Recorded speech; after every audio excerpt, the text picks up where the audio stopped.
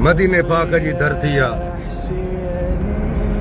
मदीने जी धरती ते रही भी रब जी खलकल इंसान ज़ात के तकलीफ़ियूं ॾियूं तो कहिड़ी असां में गैरत है।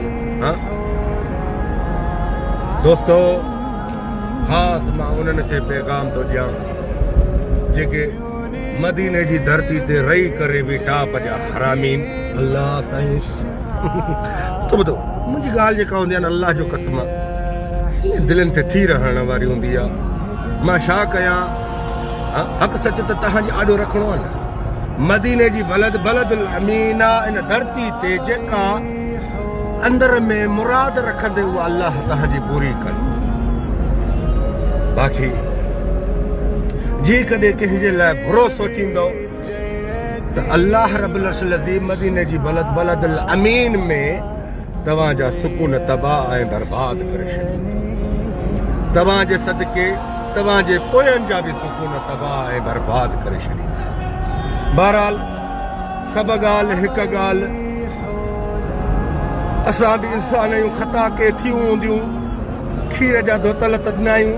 हाँ, ख़ता अगरि इंसान करे के इंसान जे आॾो त उहा ख़ता जी माफ़ी अगलनि खां घुरे।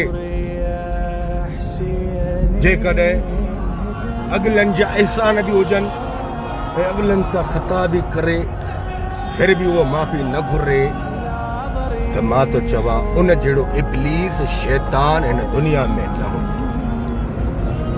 बाबा मां ख़ताकार आहियां, एबदार आहियां, मां ॾोहाई आहियां, अल्हम्दुलिल्लाह। छा कयां? इंसान आहियां।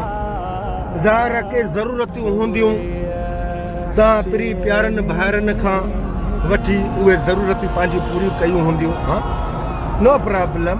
हा, मुंहिंजी रब खे इहा ई सदायत, ए मुंहिंजा अल्लाह मूंखे मौत एसि ताणी न ॾिजांइ मदीने वारे साईं जे सदके, जेसि ताणी मां पंहिंजे दोस्तनि खां ॾेती वेती में आज़ाद न थियां। हा, आई एम सॉरी जेकॾहिं मुंहिंजे प्यारनि दोस्तनि खे मुंहिंजे तरफ़ खां तकलीफ़ मिली आहे, मूंखे अल्लाह जी इज़त जो कसम ॼाणी वाणी कोन ॾिनी आहे। बसि वक़्त जा के हालात हुया जिन जे करे मां थोरो उजड़ी पियमि।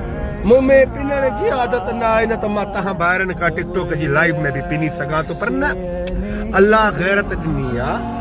इंशाअल्लाह पंहिंजे महिनत जी कमाई हॾनि खे हलाए इंशाअल्लाह पंहिंजी मुश्किलातुनि जा जेके इहे पथर न साइड कंदा। रख त अल्लाह ते अॼु उजड़ियल आहियूं, सुभाणे वसी पवंदासीं इंशाअल्लाह या रब।